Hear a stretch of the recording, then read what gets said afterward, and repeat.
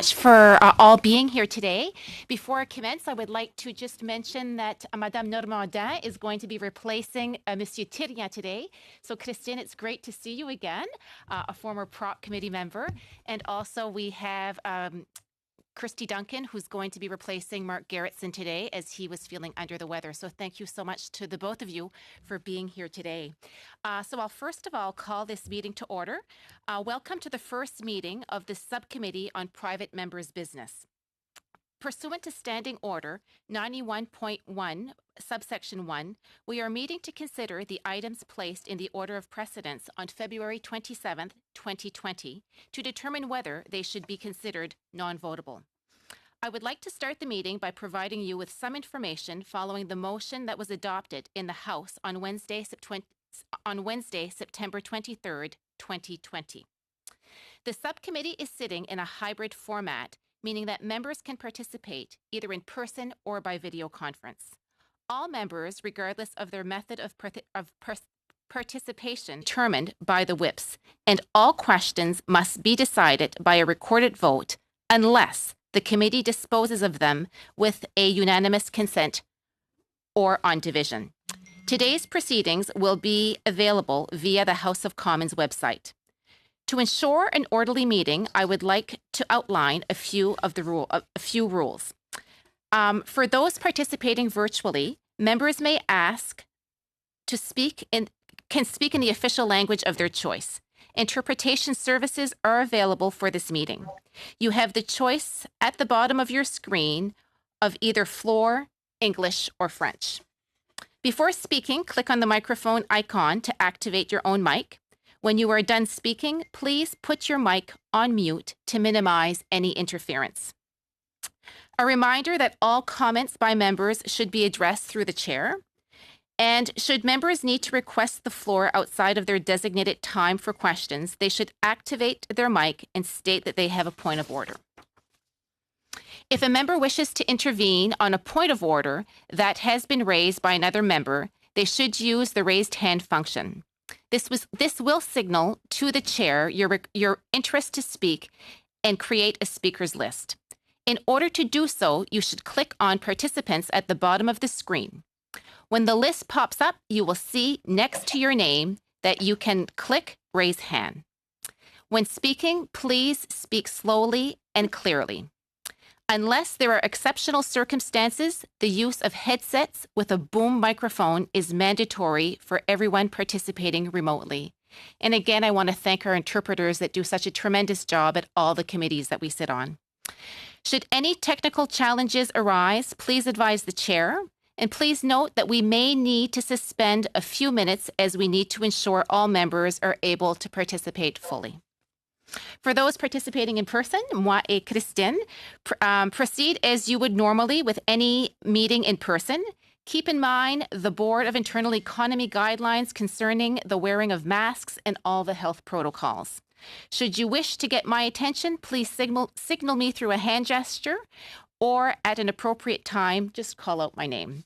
Should you wish to raise a point of order, wait for an appropriate time and indicate to me clearly that you wish to raise a point of order. With regards to the speaking list, the committee clerk and I will do our best to maintain a consolidated order of speaking for all members, whether they are participating virtually or in person.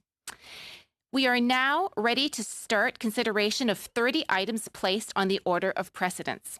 Generally, the analyst takes the floor to present the votability criteria.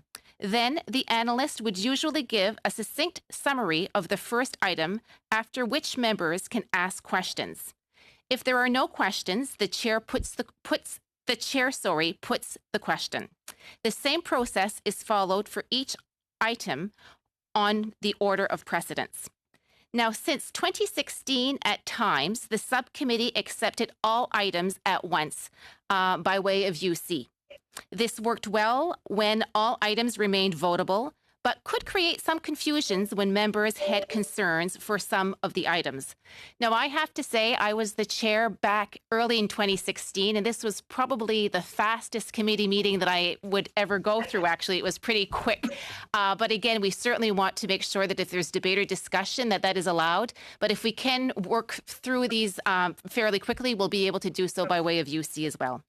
I am in the hands of the subcommittee as to how to proceed. If all members agree to adopt all items at once, we can do so this way. However, if members wish to debate some items, it may be better to take the time needed to discuss and make the decisions on each item. So I guess at this time, I first of all perhaps wanted to ask the preference of how the committee would like to move forward with the 31st items. Personnellement, je serais bien à l'aise de les faire. Personally, I would be happy to proceed in the order as it was presented by the clerk. Christian? Any other comments?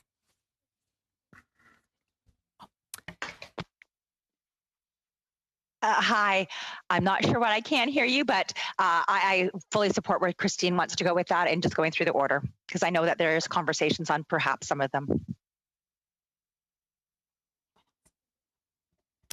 Then that's great. So we'll proceed that way. So then I will turn it over to the analyst and we can go item by item.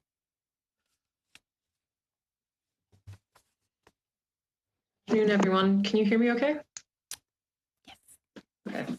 I'd like to just confirm that everyone received the briefing note that was sent out earlier this week that described the criteria to be applied to determine if a bill is non-votable. I can go through those one by one just to summarize if that's of use to the committee, or we can jump straight into the bills. Is there a preference? I think it could be helpful if you go through one by one of the criteria just for the first meeting. Of course. Okay, so there are 4 criteria for you to consider today. The first is that bills and motions must not concern questions that are outside federal jurisdiction. The second is bills and motions must not clearly violate the Constitution Acts. This includes the Canadian Charter of Rights and Freedoms. Third, bills and motions must not concern questions that are substantially the same as one already voted on by the House of Commons in the current session of Parliament. And the last fourth, bills and motions must not concern questions that are currently on the order paper or notice paper as items of government business. The only one I'm going to come back to describe a little bit is number 2. Bills and motions must not clearly violate the Constitution Acts, including Canadian Charter of Rights and Freedoms. I had a question on this one earlier this week. And in my analysis, I would define that as it's not, is a bill unconstitutional? It's actually a slightly lower bar than that. Does it clearly violate the Constitution and the Charter?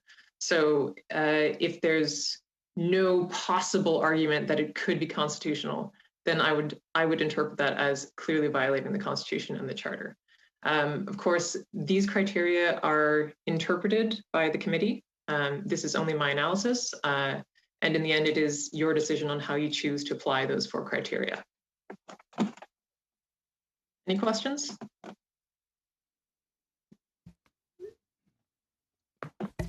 No, thank you so much for that. That's great.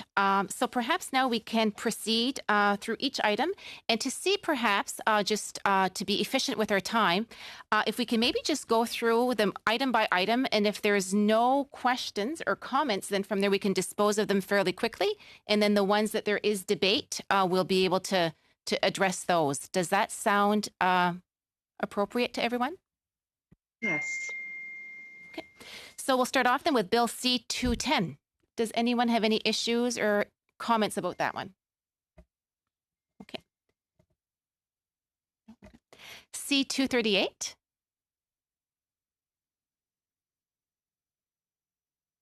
Okay. We'll move right along to C-224. C-215. C-204, C-229. I'm not going to jinx it, but we're on a roll. C-218, M34, C214, C220, C221, C222, C213. I love working with women. C223,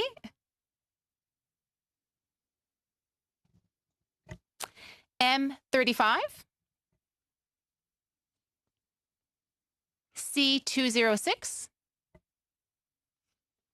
C216, C208, C205, C237, C225, C228, C236,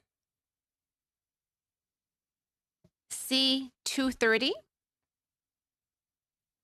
C232.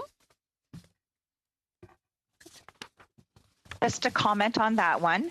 I'm just wondering where we're at with that one, just looking at the notes, if someone could just brief me on there on where we're at. If I know that there was a little bit of it being similar to C215. I just want to hear the input from the other members if possible.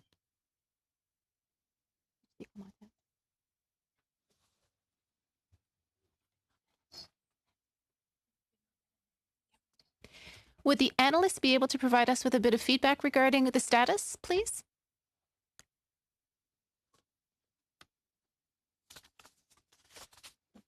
Sure. So the criteria for this one that was flagged was that two bills should not be substantially similar. And again, this is for the committee to determine, but my analysis of this bill would be that they deal with the same topic, but they go about it in slightly different ways. And they don't, in fact, have identical goals, in that one of them actually is broader than the other. So C232 provides for transition towards a green economy and for upholding the United Nations Declaration of the Rights of Indigenous Peoples. These are things that are completely absent in C215. So my opinion would be that they are distinct enough that they could proceed, but that is up to the committee to decide.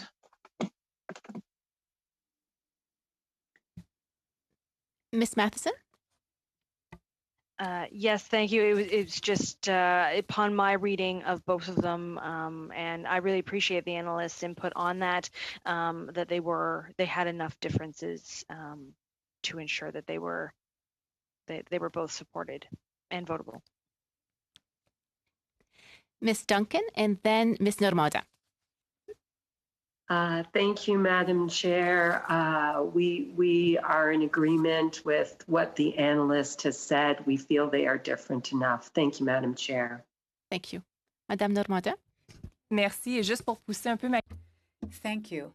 And just to satisfy my curiosity for the analyst, let's say that C215 was amended and eventually resembled the other one sufficiently and was defeated. Would that make the other one out of order? Just a curiosity question. Yes, that is very possible. So if C215 is amended to make it identical to C232, we may end up with a problem. But for the time being, that's not the situation we have.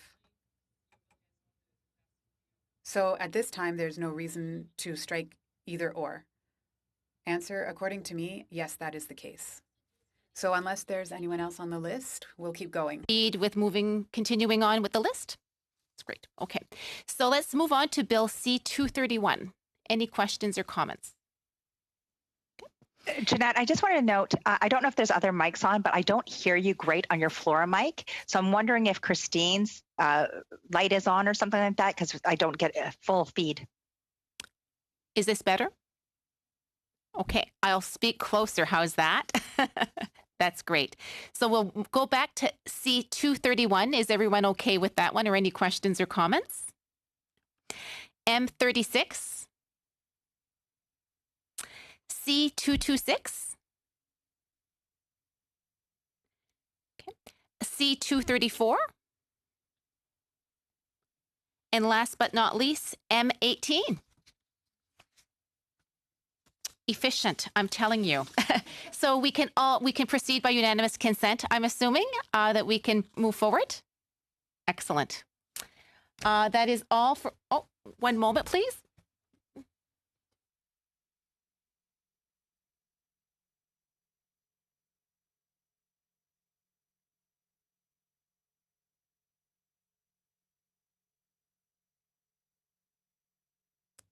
So I've been told that I have to officially read something here. So, motions for a report, so that the subcommittee present a report listing those items which it has determined should not be designated non-votable and recommending that they be considered by the House. That the chair report on the subcommittee's findings to the Standing Committee on Procedures in House Affairs as soon as possible. Is everyone in agreement with that? Excellent. Is there anything else that we need to do before the end of the day? So that's great. Once again, thank you to everyone for being here today. We're quick and efficient, and I'm sure we've got lots of other things that we can do. Merci beaucoup tout le monde. Bonne journée. Bye-bye. Thank you, Madam Chair. Great job. Yes, absolutely. True. Women get it done. True.